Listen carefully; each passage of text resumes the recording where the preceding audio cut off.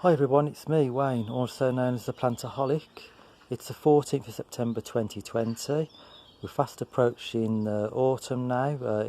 Autumn officially starts a week tomorrow on the 22nd of September when it's the equinox of equal day, equal night. But I'm sure you'll agree, after looking at this video, you can still achieve a lot of colour at this time of the year in your own exotic garden. I thought today I'd start off in the bottom end of the garden. For those of you who've watched my videos before, I normally start at the house end, at the top of the garden, but I thought I'd start at the bottom end today from the shed. And you can see this is a lovely shady area, and the plant that you can see in the front there is a house plant, the pink leaved one. It's a Begonia Rex cultivar, and they're fantastic plants outdoors for the summer. Obviously you have to bring them in, they don't like the frost, but they're fantastic foliage and they do flower.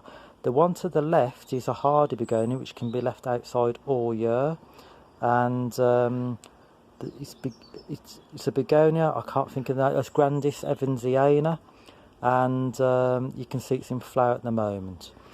The big leaved plant in the centre with the spots on, that's a variegated coltsfoot from Japan. It's a Farfugium japonicum aureomaculata. And then you can see there's also a begonia which has to be brought in for the winter. That's Little Brother Montgomery. That's a house plant, fantastic silvery leaves.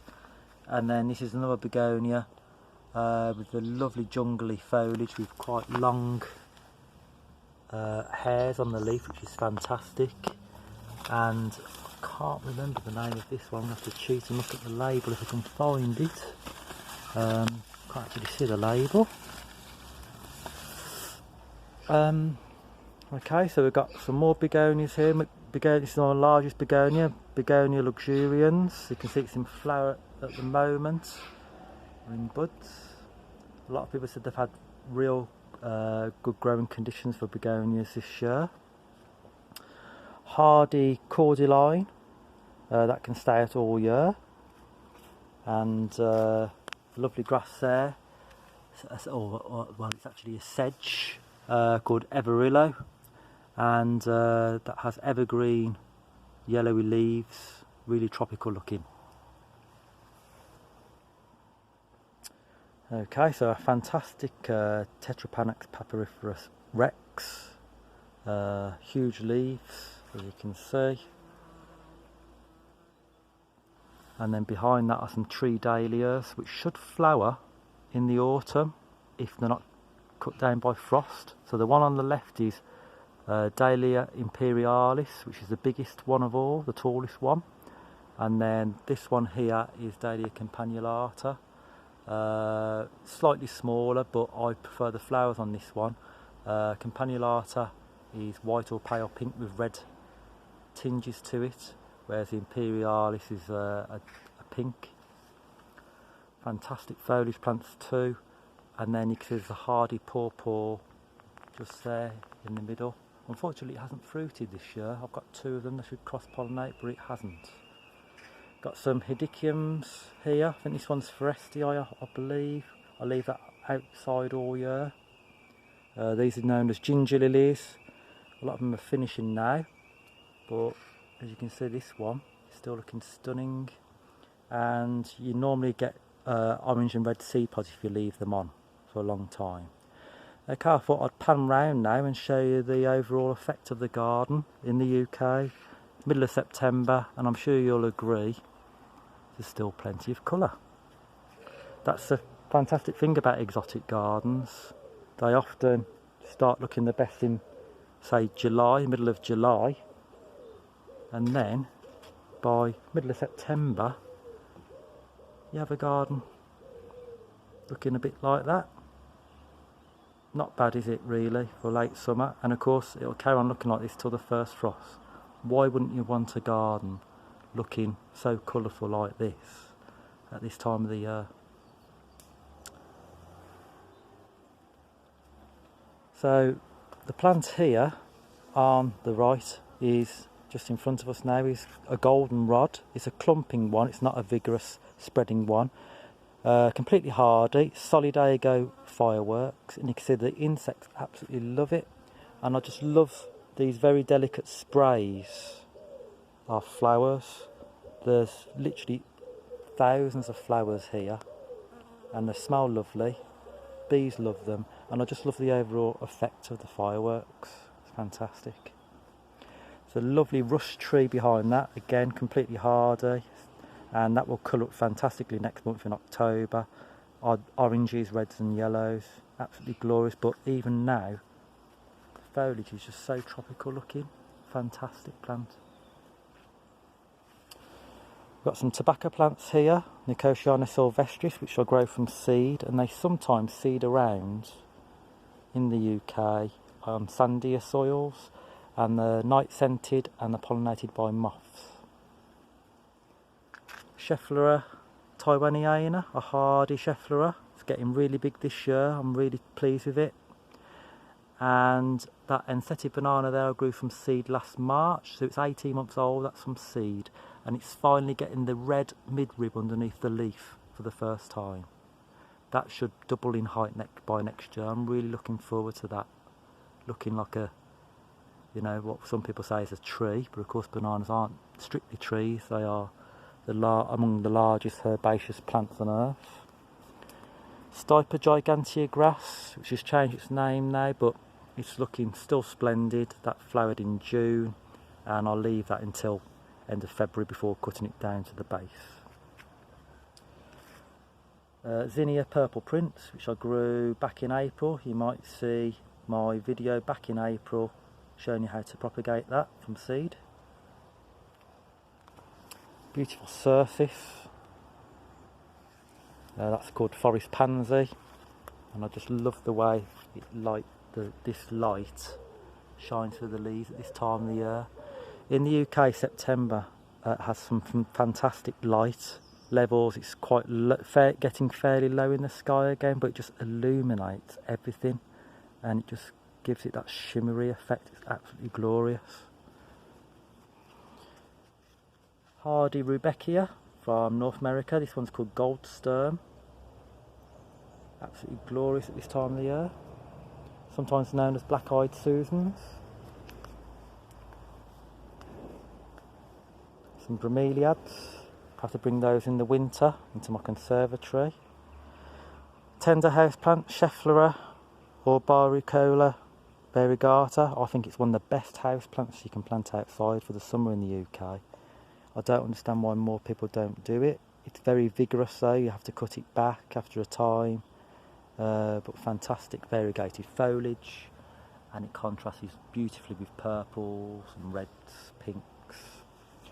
A hardy cordyline, pink passion. And next to this is one of my favourite tender shrubs. I was late planting it out. It's a Tibushina. It's only just in bud. I'm hoping we're going to have a warm autumn so that they'll flower. Today is going to be 26 degrees. It's already about 22 degrees. It's absolutely fantastic for middle of September in the UK. Hopefully this weather will open these buds into a gorgeous, rich, velvety purple. It's unbelievable plant. Please look it up on the internet. But as you can see, the foliage is gorgeous too, and you can see the autumn colour for the foliage is just starting to happen here as well. You can imagine when you've got that with the purple flowers as contrast. Wow. Hardy Trachycarpus wagnerianus, that stays outside all year, and the heleniums from North America are finishing I should say. Last flowers there, completely hardy. And then you got hardy salvia involucrata. I'll leave that outside all winter, dies down to the ground. Best Cornelia yuccioides, that's completely hardy too. And there's the Ensete I grew from seed last year from a different angle. Looks lovely lit up by the sun.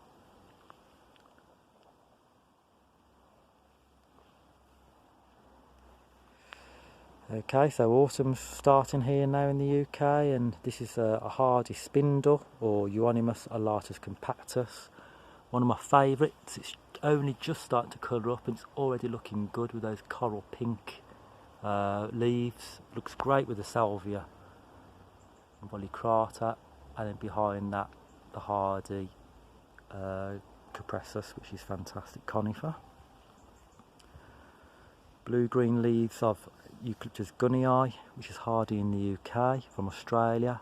It's getting quite big now, but I coppice that, cut it back every April. And with that is a grape, an ornamental grape. It's grown mainly for the foliage. This one's called Specially Red, and I just love that purple colour with the blue as contrast. Salvia hot lips, we find that hardy in the UK. Red and white flowers, and we find that when it goes cooler in the summer, the flowers change to all white, like that one. And then if it goes really, really hot, it can go to all red. So we've got some that are more red, like that one as well, but usually the two-tone. I'm really, really pleased with my Acacia dealbata var alpina. It's huge now. I will have to cut it back because it will get too big if I don't, but I'll cut that back in April when I cut the eucalyptus back.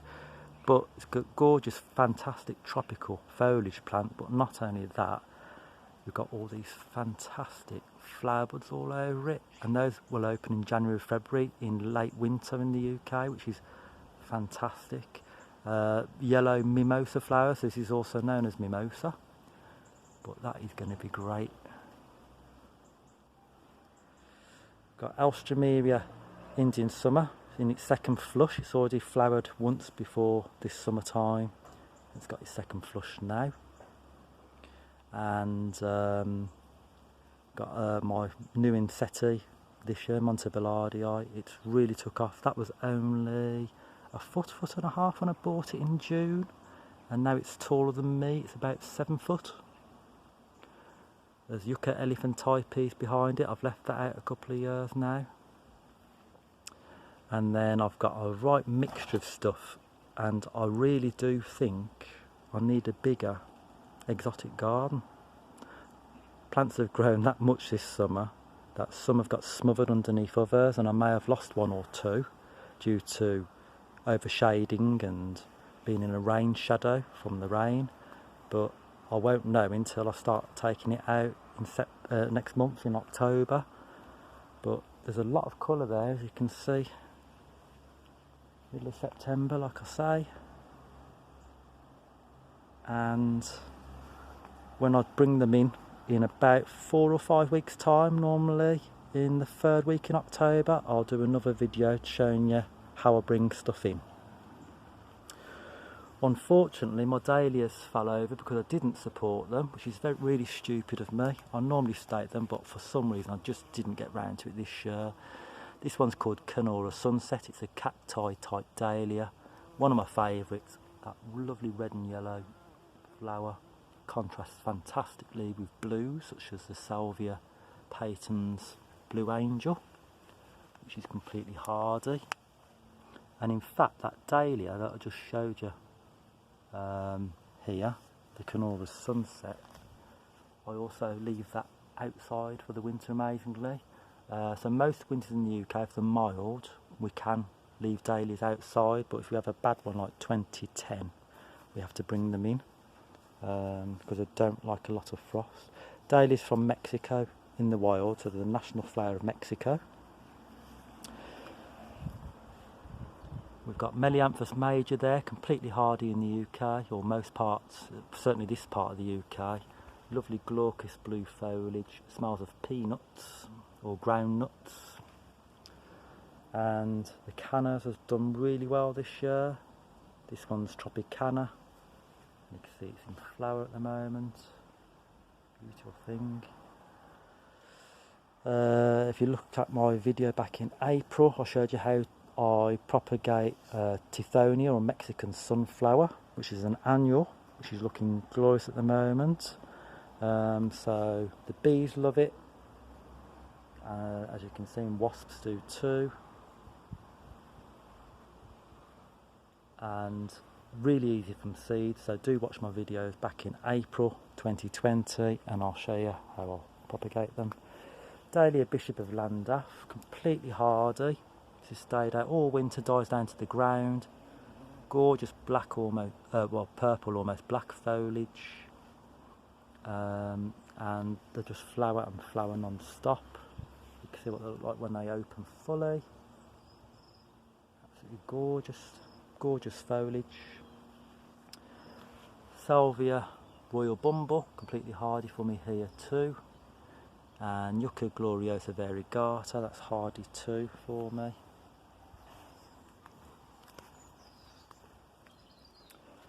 Another Enseti Morellii.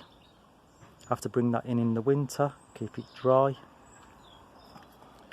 And Canna Australia, lit up in this lovely low September sun.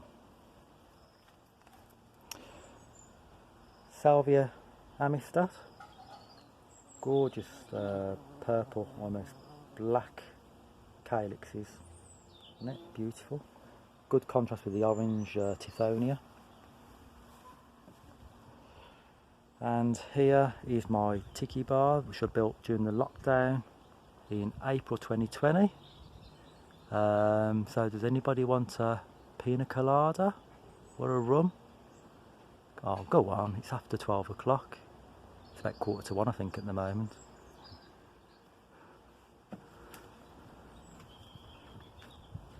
Kentia palm, house plants, put it outside for the summer, bring it in the winter. And papyrus there, do the same with that. Made the world's first paper in Egypt. Okay, so the macaw's not real, obviously. Still like it nevertheless. So it just shows what you can do in the UK. Hannah, the tropical plant addict on YouTube, gave me the inspiration for this. Thanks, Hannah. And it's just so much good, fun putting it together, changing it around every now and again, and eventually, I'm hoping to have friends and family around when I'm allowed to do so again, and celebrate, exotic garden style. Why not?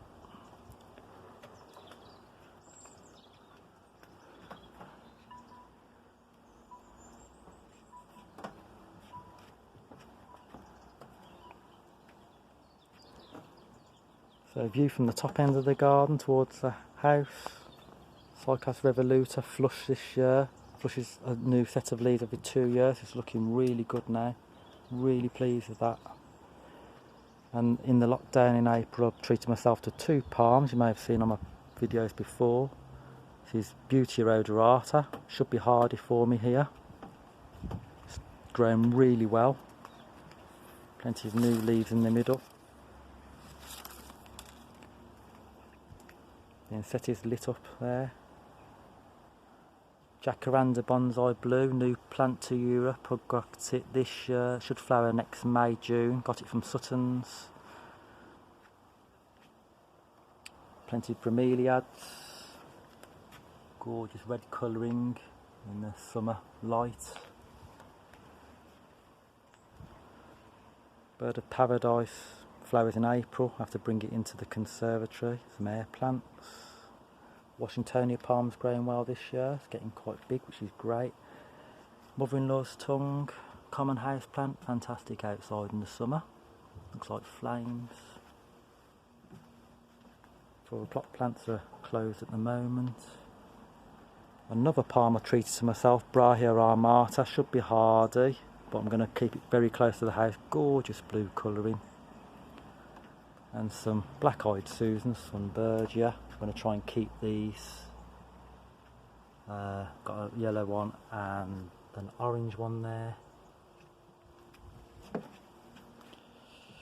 Okay, and pelargoniums or geraniums, Plumbago capensis, the blue, gorgeous blue, and Trachelospermum jasminoides, still got some scented flowers on, and it's getting the red foliage for the winter, which is fantastic. Oh, and finally, Acampsis radicans, Acampsis Madame Galen, gorgeous hardy. Okay, so I think you'll agree I need a bigger exotic garden. Bye.